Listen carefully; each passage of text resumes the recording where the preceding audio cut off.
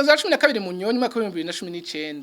Nshuti namwe bakunzi mukurikira amakuru ya televiziyo Renaissance ndabaramukije ndabaha n'ikaze. Ingingo nkuru ziyagize nizi zikurikira.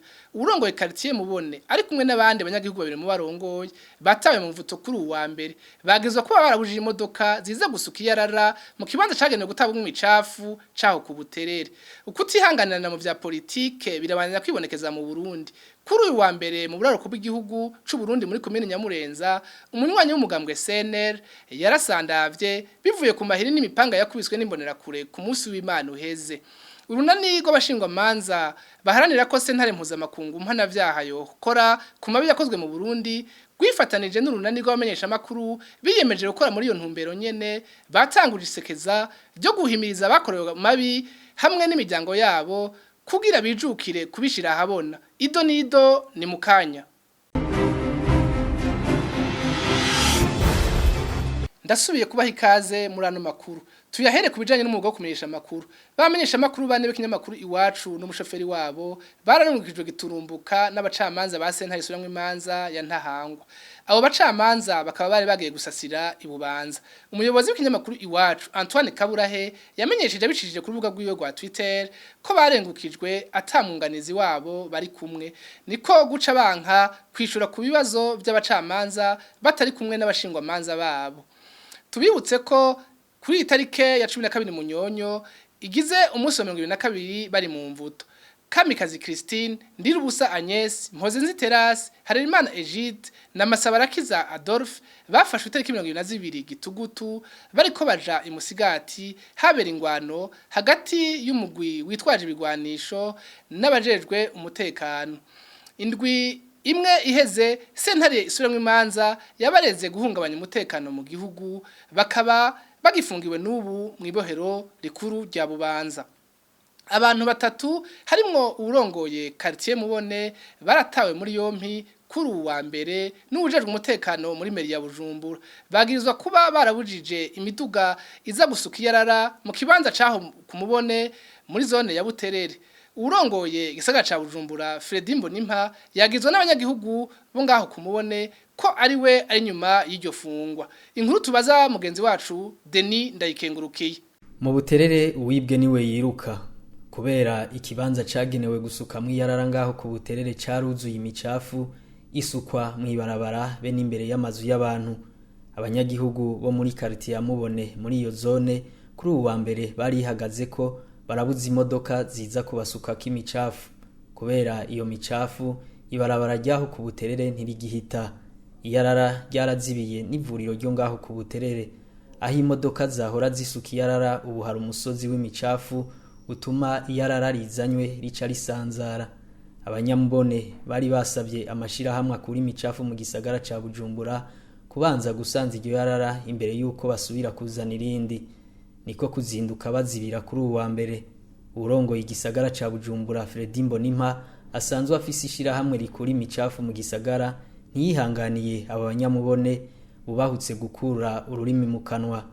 Yaciye abagomororera ko ingabo ziwe zirabakubita barashaya. Komiseri ajejwe umutekano mu gisagara ca Bujumbura Komiseri Mohamed niwe yagiye arongoye abo bapolisi bagiye guhohotera abo banyamubone. Abantu batatu harimo urongoye quartier ya Mubone Manirakiza Jiriye baciye batwagwa nabo bapolisi baja gufungirwa muri PCR. Imodoka zizana iyararaho kumubone zibona kubandanya gusuka imicafu aho kumubone uko vyahora. Ubu abanyamubone bakaba batagirayo bacira nayo bamira mu gihe indwara ziva kw'isuku rike nka kolera n'izindi zidasiba kwiha inkumbi ngaho ku Buterere. Umunywanyi w'umugambwe CNL yaritavye Imana kuri uwa mbere inyuma yaho akubitiwe n'imbonera kure kuri uw'Imana.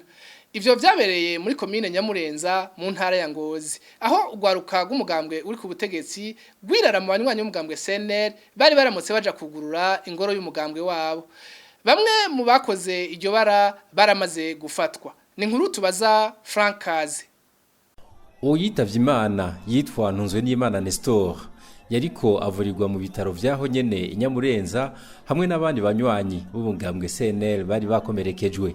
abanywanyi b'uwo mugambwe bavuga ko bari bagiye mu birori vyo kugurira icese ingoro ya CNL ku mugwa mukuru w'iyo komine, basanga imbonerakure zabatangiriye zitwaje imipanga n'amahiri ariko imisumari.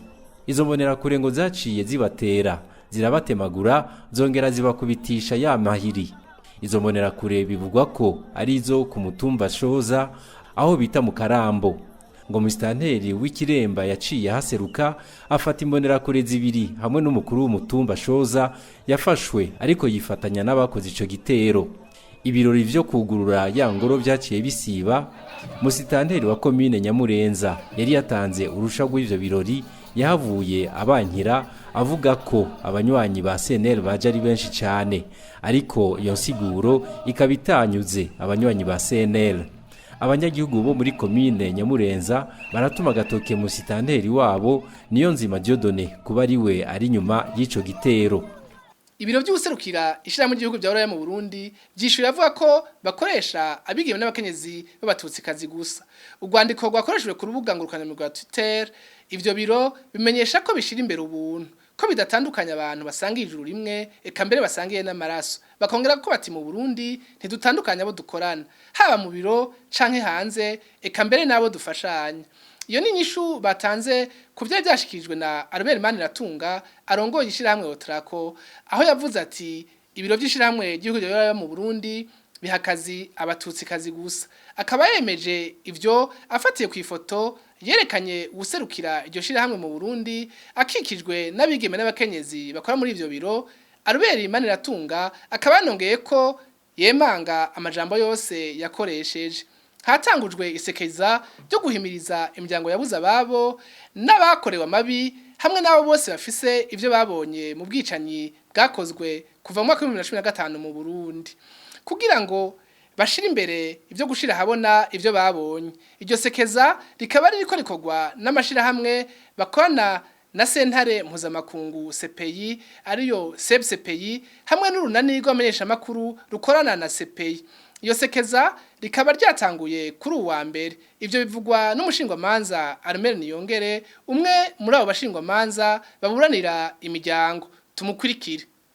Muri iyi kampanye twatanguje turiko duhimiriza imiryango hamwe n'abakorewe amabi nabo bose bafise ivyo bazi mu bwicanyi bwo kuva mu 2015, abo bose bashire hamwe ivyo bafise tubihereze sentare mpuzamakungu mpanavyaha, bihereze twebwe abashingwamanza, hama natwe tubishikirize sentare mpuzamakungu mpanavyaha kugira bishigikire amatohoza ariko arakorwa niyo sentare.